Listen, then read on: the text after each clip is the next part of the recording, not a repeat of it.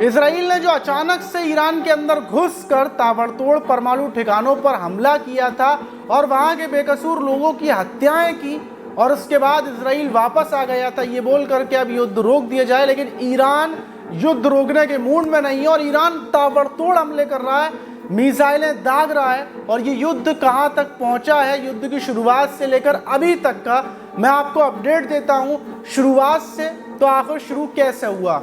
13 जून 2025 की सुबह 4:20 पर इजराइल ने एक राइजिंग लाइन नाम से ऑपरेशन शुरू किया और 150 मिसाइलें 30 फाइटर जेट के साथ वो ईरान के अंदर घुसता है और घुसने के बाद तमाम जो परमाणु ठिकाने थे उन पर ताबड़तोड़ हमले कर देता है, जिसमें 78 ईरानी मारे जाते हैं। और उसी दिन फिर ईरान इंतजार करता है और रात के 10:15 पर ऑपरेशन ट्रू प्रॉमिस स्टार्ट करता है और उसके जवाबी हमले में वो 100 ड्रोन 150 मिसाइलें दागता है और तेल अवीव, हाइफा और अशदोद और इजराइल के सबसे अहम सैन्य बिल्डिंग किरिया पर हमला करता है, जिसमें 3 इजरायली सैनिक मारे जाते हैं, 170 घायल होते हैं।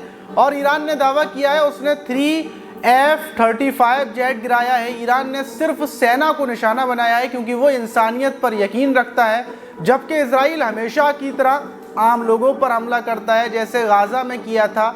और अब खुद उसका हाल गाजा जैसा हो गया है क्योंकि उसके घर टूट रहे हैं, शहर तबाह हो रहे हैं, लोग बंकरों में छिपे हुए हैं।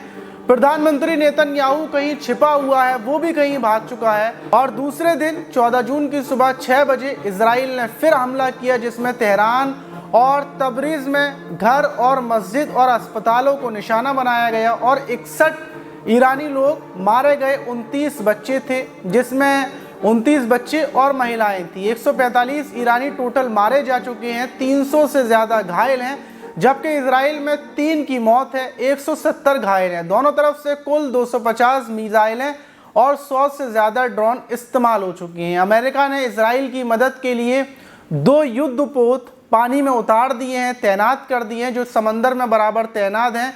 खुलकर युद्ध में अमेरिका नहीं आया है, वहीं इजराइल को वो बराबर सपोर्ट कर रहा है। वहीं ईरान को लेबनान, हिजबुल्लाह, यमन जैसे विद्रोही, सीरिया और इराक की शिया जो कमेटी हैं वो सपोर्ट कर रही हैं। दोनों मोर्चों से इजराइल को घेरा जा रहा है और इजराइल अब युद्ध रोकने की बात कर रहा है क्योंकि उसे लग रहा है कि वो खुद बर्बाद हो रहा है, किसी अंतर्राष्ट्रीय दबाव की वजह से नहीं, बल्कि इजराइल के ऊपर चारों तरफ से हमले हो रहे हैं और जैसा उसने गाजा का हाल किया था अब उसका हाल हो रहा है। इसलिए इजराइल परेशान है और बोल रहा है कि इस युद्ध को रोक दिया जाए, मिसाइलें रोक दी जाए, और अगर मिसाइल रोकी नहीं गई तो वो तेहरान को जला देगा, तेहरान को आग लगा देगा।